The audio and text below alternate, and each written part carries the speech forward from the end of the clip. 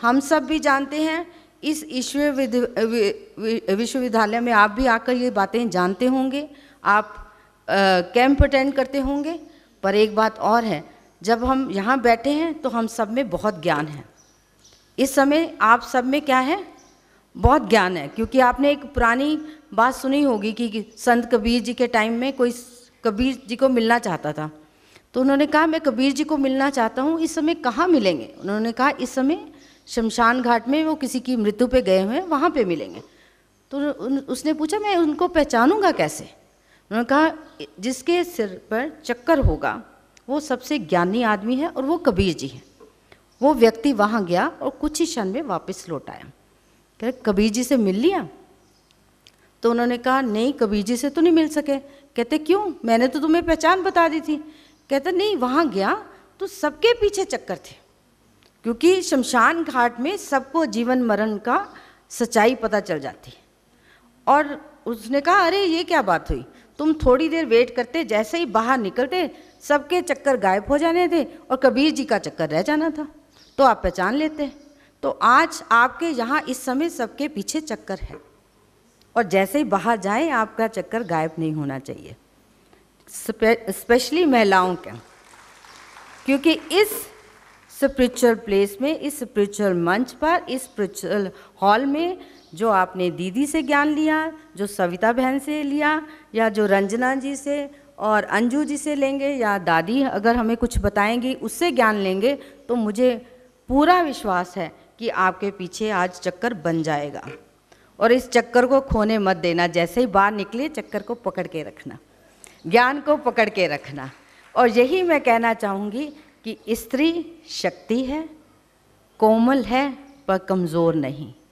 बेटियाँ इबादत हैं, इन्हें सहेज कर रखिए, क्योंकि बेटियाँ नहीं होंगी तो बहुएं नहीं आएंगी, बहुएं नहीं आएंगी तो माँ कैसे बनेंगी और वंश कैसे चलेगा।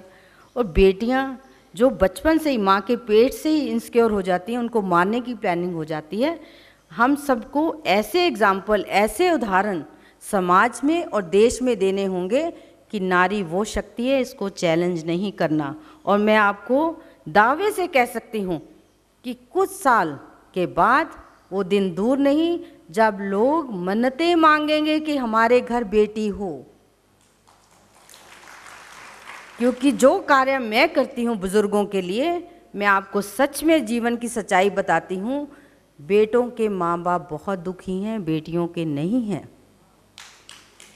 चाहे बेटियां ही दूसरे घरों की बहुएं बनती हैं, इसलिए हर माँ को चाहिए जब अपनी बेटी ब्याहे उसको दहेज दे ना दे, संस्कार ज़रूर दे, नैतिक वैल्यूज़ ज़रूर दे, मॉरल वैल्यूज़ ज़रूर दे।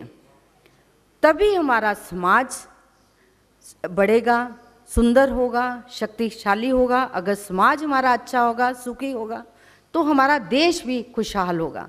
देश खुशहाल होगा तो जैसा कि दीदी ने बताया था कि वहाँ बाहर की नारी ऐसी होती है पंखा चलने वाली, तो हमारी नारियाँ जाकर वहाँ की नारियों को भी बदल देंगी, ये मेरा मानना है।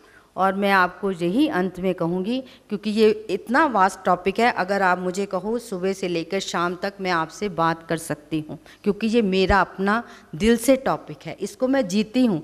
इसमें कुछ मुझे किसी का सुनने की भी ज़रूरत नहीं, ना किसी को बताने की ज़रूरत है। आप भी इसको जी रहे हो और मैं भी इसको जी रही हूँ। हम सब बहनें जो यहाँ पे हैं, हम पल पल में नारी की शक्ति को पहचानते हैं। पल पल में बहन, माँ, बेटी और सबकी जो शक्ति है उसको पहचानते हैं, उसकी ताकत को पहचानते हैं। और आज मैं आपसे यहाँ प्रार्थना करूँगी, अपनी ताकत को पहचानो।